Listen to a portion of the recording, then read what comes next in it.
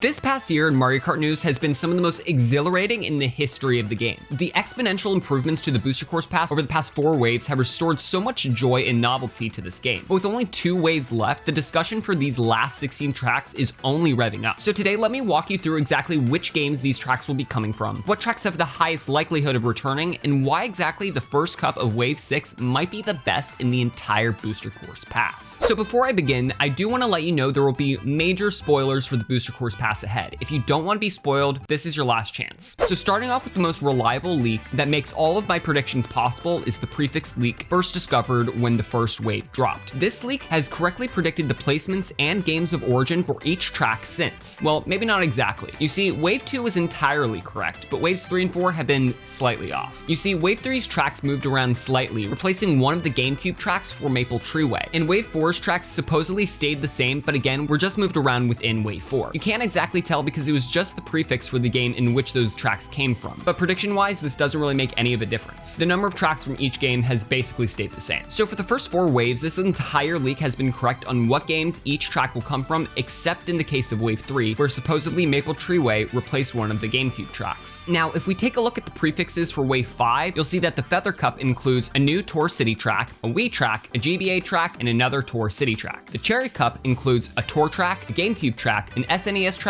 and a brand new track, akin to Sky High Sundae or the Yoshi's Island track. In the Wave 6 Acorn Cup, you'll see a Tour track, a Wii track, and 2 brand new tracks. And finally, the Spiny Cup will end it all off with a Tour track, a GameCube track, a new track, and a Wii track. Sorry if that was a lot, but if we tally all of this up, this will leave us with exactly 5 Tour tracks, 4 new tracks, 3 Wii tracks, 2 GameCube tracks, 1 GBA track, and 1 SNES track. Now that's it. We can now make our predictions based on those numbers. Well, hold your horses, because remember, Maple Treeway replaced a GameCube track in Wave 3, so that means we must give one of the Wii track spots to a GameCube track so the tally of tracks is balanced. Alright, with all that out of the way, let's get into the fun part. I'll be going game by game, filling out the remaining spots with the tracks that I believe make the most logical sense to come to the game. Things that I'll look at include whether or not they have been remade in Mario Kart Tour and other leaks that have come forth over the past year. We'll first begin with the SNES. This one is a bit of a toss-up because almost all the games have been remade within Tour. We already have Mario Circuit, Donut Plains, and Rainbow Road in Mario Kart 8 Deluxe, so those won't be coming. That leaves us with Choco Island,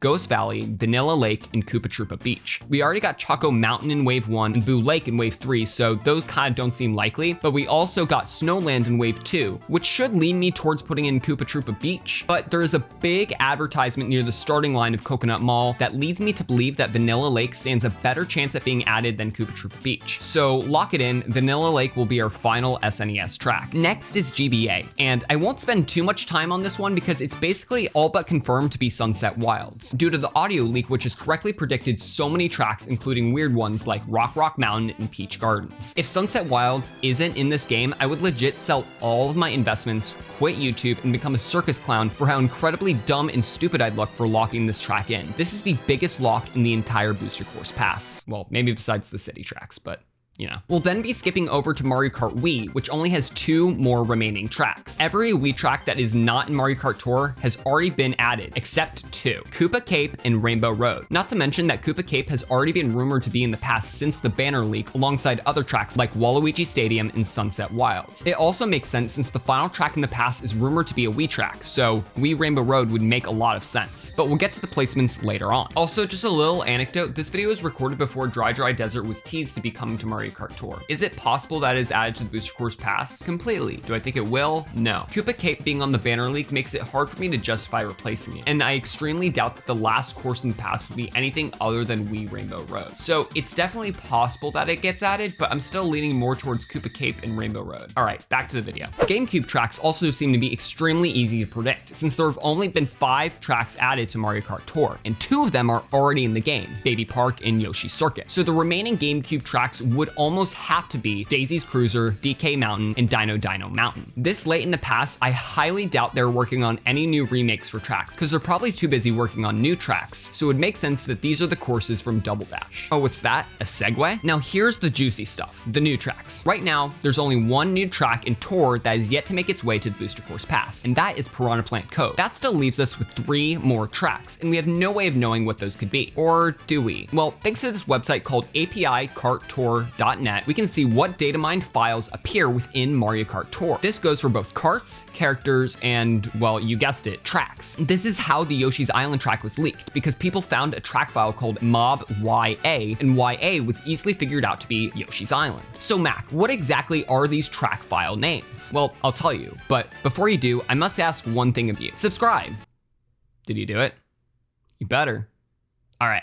Let's continue. Now, what exactly are the names of these files? Well, they are mob.at, mob.md, mob.mu, mob.nu, mob.dk, and mob.br. I thought you said there were only gonna be 3 more new tracks. Well, that's because not all of these are technically new. 2 of them are Tour City tracks. We'll put them in our pocket and talk about them in just a few minutes. But that leaves us with MU, NU, DK, and BR. DK is probably the easiest to decipher here. More than likely, we'll get a track similar to Yoshi's Island based on a Donkey Kong game. I personally hope it's based on the Donkey Kong Country games, but who knows? Then we have BR, which is heavily rumored to be a bathroom course. I won't go into all the minutia, but apparently rubber ducky assets were found in the data, and it's a whole thing. So just go along with it because I am. And finally, we have MU and NU tracks. These are actually rumored to be test tracks. Each of these tracks assets seem to have test elements used for other tracks like the Piranha Plants Cove's Moray Eel. So unfortunately, I don't think we have a concrete prediction for what those new tracks could be. So I'll need to come up with one. I'll say, I think we should have a Switch themed track similar to the GameCube and DS battle courses. I think driving around on a Switch would be extremely neat and would be sick to see added to the game. Finally, let's talk about the city tracks. So far, we have received every single city track from Tour except LA Laps and Vancouver Velocity. So those are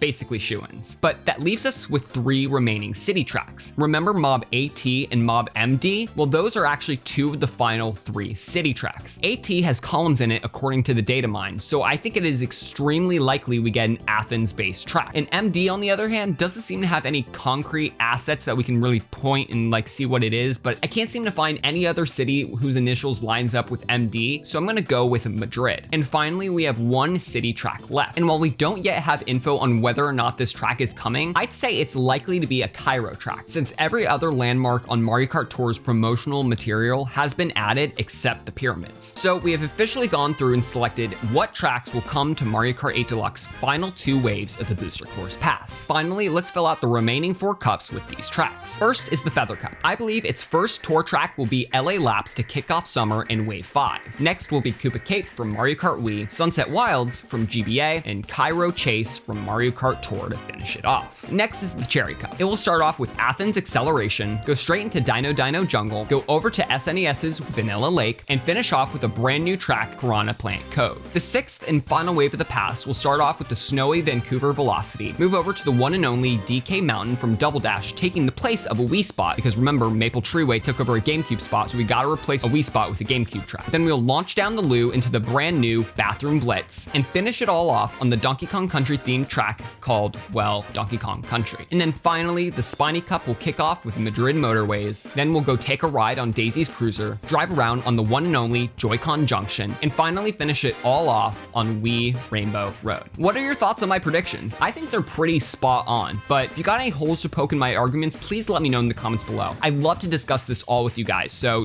type away and I'll be sure to reply to as many comments as possible. If you enjoyed this video, be sure to go check out this video right here. I'm sure you'll enjoy it, and I hope you guys have a nice day. Peace.